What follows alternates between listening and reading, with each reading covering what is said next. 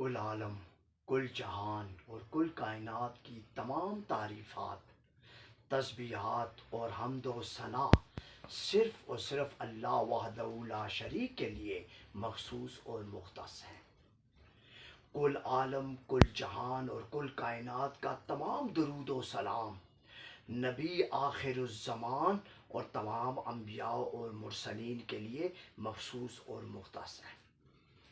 میرا خطبہ آج کل چونکہ درس حدیث کے حوالے سے میں نے یہ جاری کیے ہیں، ان خطبات میں اللہ کے نبی علیہ الصلاۃ والسلام کی وہ حدیث جو ایک صحیح معنوں میں اللہ کے نبی علیہ الصلاۃ والسلام نے تعلیم اور تربیت کے حوالے سے دنیا میں جو اپنے فرمودات فرامین اور ارشادات فرمائے اور جنہیں محدثین نے نقل کر کے اپنے پاس محفوظ کیا، انہی حدیث کو میں آپ لوگوں کے سامنے پیش کرتا ہوں، اور تاکہ دین اسلام کی بالادستی اور نبی علیہ الصلاۃ والسلام کی عظمت اور ان کی شان آپ لوگوں کے سامنے کھل کر آ جائے کہ اللہ کے نبی علیہ الصلاۃ والسلام واقعی ایک رحمت للعالمین تھے اور ہیں۔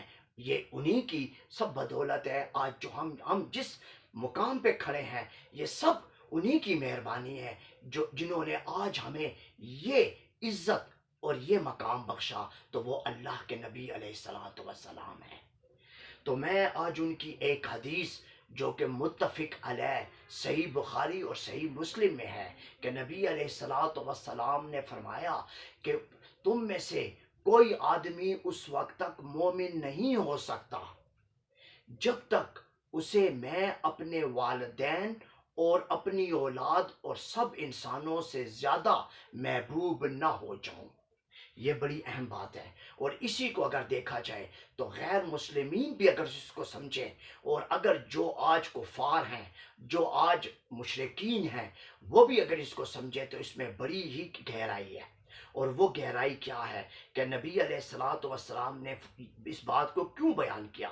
اس کی وجہ یہ ہے کہ سب سے پہلی محبت اور سب سے پہلا حب جو ہے، اس کا جو حقدار ہے اور جو مستحق ہے، تو وہ اللہ وحدہ لا شریک ہے، اس میں کوئی شک نہیں۔ اللہ کے بعد جو ہستی ہماری محبت کی سب سے زیادہ مستحق ہے تو وہ اللہ کے رسول نبی علیہ الصلاۃ والسلام ہے، اور انہی کی شان سب سے بلند ہے۔ بلا شبہ ہم میں سے بہتوں کا آپ سے خونی رشتہ نہیں ہے، لیکن ہمارا ایمانی، روحانی، اخلاقی اور انسانی وجود سر تا سر آپ کی تعلیم کا نتیجہ ہے، اس میں تو کوئی شک ہی نہیں ہے۔ اور یہ بات اگر آپ سوچیں، جہاں تک احسانات کا تعلق ہے تو اللہ کے بعد آپ کے احسانات سب سے زیادہ ہیں۔ آپ کی بدولت ہمیں ایمان ملا، اسلام کی دولت ملی، انسانیت کی راہ ملی، اور زندگی گزارنے کا صحیح ڈھنگ معلوم ہوا۔ یہ کس کی بدولت ہوا؟ یہ سب نبی علیہ الصلاۃ والسلام کی بدولت ہوا۔ تو پھر وہ محبت کے قابل تو ہوئے جب ان کے اتنے احسانات ہیں، جب ان کی آج ہی تعلیم ہے۔ اگر آج وہ مادی طور پہ ان کی رفاقت ہمارے یہاں نہیں ہے، مگر آج ان کی تعلیم اور ان کی وہ ہدایت اور ان کی وہ رہنمائی تو ہمارے ساتھ ہے، جو آج بھی ہے اور تا قیامت بھی رہے گی۔ تو ان کی وہ ہدایت جو انہوں نے ہمارے لیے چھوڑی، اور وہ رہنمائی جو ہمارے پاس آئی، اور ان کی وہ تعلیم اور تربیت جو آج ہمارے پاس ہے، تو کیا یہ ان کی رفاقت ہمارے لیے کم ہے؟ اس سے بڑی اور کیا بات ہو سکتی ہے؟ تو اللہ کا احسان یہ ہے کہ انہوں نے ہمیں اتنا اعلیٰ اور خوبصورت نبی دیا۔ آج ہم اسی کی محبت کے دعوے دار ہیں، مگر اس کے عاشق بننے کے لیے صرف دعووں کی ضرورت نہیں ہے، ہمیں اس طرح عمل کرنا ہے، ان کی طرح زندگی گزارنی ہے، ان کی طرح اپنا رہن سہن، اپنا اٹھنا بیٹھنا، چلنا پھرنا گزارنا ہے، ان کی طرح ہمیں وہ اخلاق پیش کرنا ہے جو انہوں نے پیش کیا۔